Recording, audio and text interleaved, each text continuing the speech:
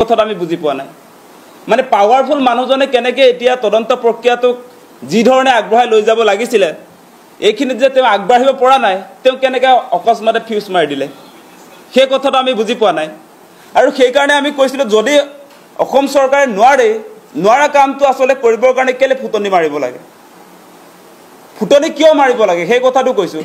আমি ঘটনা হোৱাৰ লগে লগে কৈছিলোঁ যে এইটো অসম চৰকাৰৰ অধীনত আসলে কোনো প্ৰকাৰে তদন্ত প্ৰক্ৰিয়া আগবাঢ়ি যাব নোৱাৰে প্লেস অফ অকাৰেন্স য'ত ঘটনাটো সংঘটিত হৈছিল তাত গৈ এসআইটিৰ দলে সিআইডিৰ দলে যেহেতু অনুসন্ধান কৰিব নোৱাৰে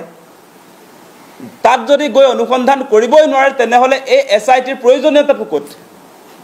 যেহেতু প্লেস অফ অকাৰেন্স সিঙ্গাপুৰ তালৈ যদি অনুসন্ধানকাৰী সংস্থাটোৱে যাবই নোৱাৰে তেনেহলে এই তদন্ত প্ৰক্ৰিয়াটো কিমান পৰ্যায়লৈকে যাব সেই কথাটো আমি আশংকা বোধ কৰিয়ে কৈছিলোঁ যে কেন্দ্ৰীয় চৰকাৰৰ আটাইতকৈ শক্তিশালী যেটো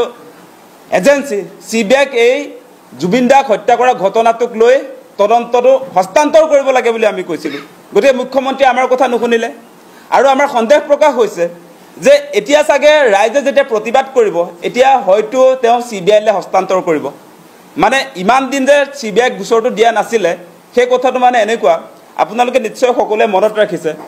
যে যিদিনা জুবিন দাই আসলে মৃত্যুমুখত পৰিছিল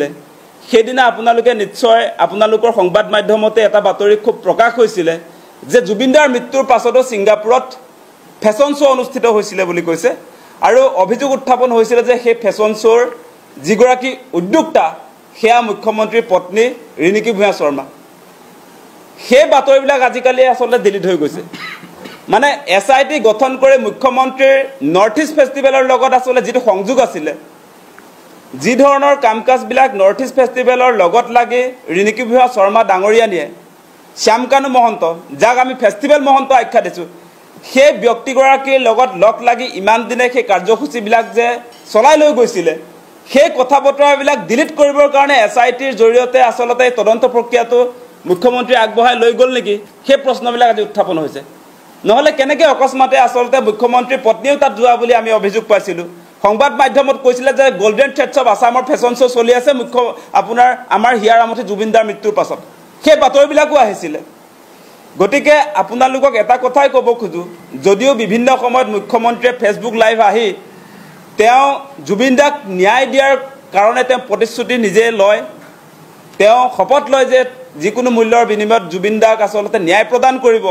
সেই কথা বতৰাবিলাক তেওঁ কৈ থাকে কালি উৰুটা মাৰি দি তেওঁ ক'লে যে সেই ন্যায় প্ৰক্ৰিয়াটো আসলতে তদন্তৰ ক্ষেত্ৰত তেওঁ আগবাঢ়ি যাব পৰা নাই যেহেতু সিঙ্গাপুৰত থকা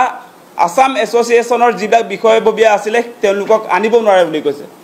তেওঁৰ লগত যি যোগাযোগ হৈছে সেই যোগাযোগৰ পৰা তেওঁ ইতিমধ্যে যেটো অনুমান কৰিছে যে সেই লোকসকলে আহিব খোজা নাই বিভিন্ন অজুহাত দাঙি ধৰিছে বুলি কৈছে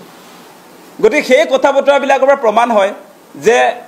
জুবিন দাক আসলতে মুখ্যমন্ত্ৰীয়ে ন্যায় দিব নোৱাৰিব যেন লাগে সেই কথা বতৰাবিলাক আজি আহিছে গতিকে আৰু এটা কথা আপোনালোকে নিশ্চয় জানে যে ইমান দিনে নৰ্থ ইষ্ট ফেষ্টিভেল বা ৰঙালী অনুষ্ঠান যে শ্যামকানু মহন্তই কৰি আছিল সেই অনুষ্ঠানবিলাকত কিন্তু চৰকাৰী পৃষ্ঠপোষকতা আছিল আপোনালোকে জানে আমাৰ লগত তথ্যও আছে যে নৰ্থ ইষ্ট ইণ্ডিয়া ফেষ্টিভেলত অসম চৰকাৰৰ ৰাজকোষৰ পৰা যথেষ্ট পৰিমাণৰ টকা লাখে লাখে টকা সেই ফেষ্টিভেলটোত যোগান ধৰা হয় গতিকে এই শ্যামকানু মহন্তক অসম চৰকাৰৰ কি দায়িত্ব দি থোৱা হৈছে তেওঁ বিদেশত গৈ নৰ্থ ইষ্ট ইণ্ডিয়া ফেষ্টিভেল আপোনাৰ পাতিব আৰু নৰ্থ ইষ্টক বা অসমক পৰ্যটন উদ্যোগৰ কাৰণে তেওঁ কি বিজনেছ ডিল সিঙ্গাপুৰত বা য'ত নৰ্থ ইষ্ট ফেষ্টিভেল অনুষ্ঠিত হয় তাত কেনেকৈ তেওঁলোকে কৰিবলৈ কি MOUৰ ভিতৰত তেওঁক আসলতে ৰাখি সেই কাম কাজবিলাক আগবঢ়াই লৈ যাবৰ কাৰণে কি দায়িত্বত ৰাখিছে সেই কথাটো মুখ্যমন্ত্ৰীয়ে ৰাজহুৱা কৰিব লাগে